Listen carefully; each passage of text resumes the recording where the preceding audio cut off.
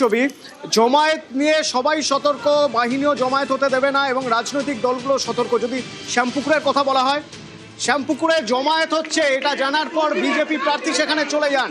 তারপরে কি হলো দেখুন।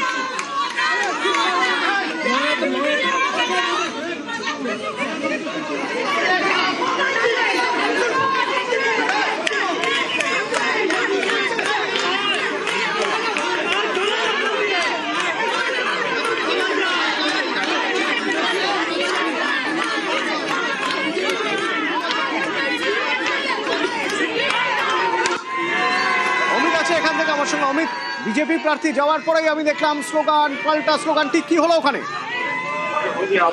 বিভিন্ন জায়গা থেকে শ্যামপুকুর বিধানসভা ক্ষেত্রে বিভিন্ন বুথ থেকে সকাল থেকে বিজেপি প্রার্থীর সাথে অভিযোগ হচ্ছিল, কোথাও তাদের এজেন্টকে বসতে দেওয়া হচ্ছে না, কোথাও এজেন্টকে তুলে দেওয়া হচ্ছে, ব্যবস্থা করা হচ্ছে। কিছু সময় আগে শ্যামপুকুর বিধানসভা অন্তর্গত 8 নম্বর ওয়ার্ড থেকে বিজেপি প্রার্থী খবর পান যে খুব বুথের কাছাকাছি তৃণমূলের একটি ক্যাম্প অফিস করা হয়েছে এবং সেখানে বাইরে কিছু লোক ছেলেরা সেখানে যাতায়াত করছে। খবর পেয়ে যখন বিজেপি প্রার্থী সেখানে যান এবং বিজেপি প্রার্থীকে দেখেই তারা স্লোগানিং শুরু করে দেন এবং এরপরই বিজেপি প্রার্থীর সঙ্গে থাকা জনকয়েক বিজেপি কর্মী সমর্থক তাদের সঙ্গে অপেক্ষা বেঁধে যায় দুই তরফে এবং দীর্ঘক্ষণ ধরে বছর চলতে থাকে।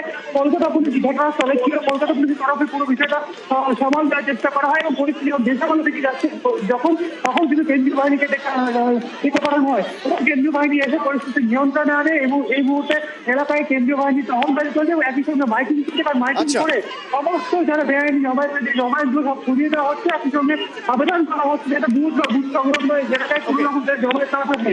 ধন্যবাদ।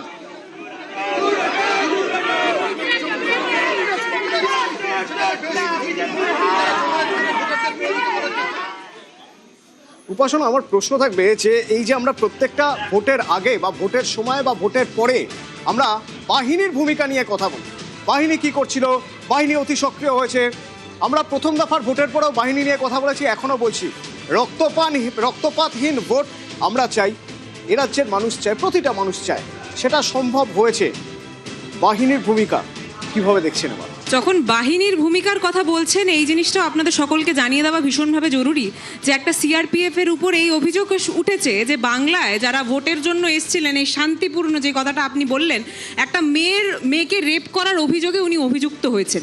আমাদের কথাটা হচ্ছে যে বাংলাকে তারা যেই উন্নাও হাতরাসের মাটি বানানোর চেষ্টা করছে, এই উন্নাও হাতরাসের মাটি এই বাংলা হবে না। আজকে আমরা দেখতে পাচ্ছি যে কিভাবে শুভেন্দু অধিকারীর বুকে চিনচিনে ব্যথা শুরু হয়ে গেছে এবং তার পরবর্তীতে ওনাকে ভবানীপুরে ঘুরে বেড়াতে হচ্ছে, টোটো করতে হচ্ছে। আজকে বিজেপির প্রতিনিধি এত কথা বলছেন, কিন্তু আমার খুব সুন্দর লাগলো, ওনাকে আমি মাইক ধরে কমপ্লিমেন্টটা দিতে চাই যে উনি যে শাড়িটা পরেছেন সেটা পরে ওনাকে খুব সুন্দর লাগছে, কালারটাও বেশ মিষ্টি সবুজ কালার। এবং 4 তারিখ, আগামী 4 তারিখ যে সকলে ওনার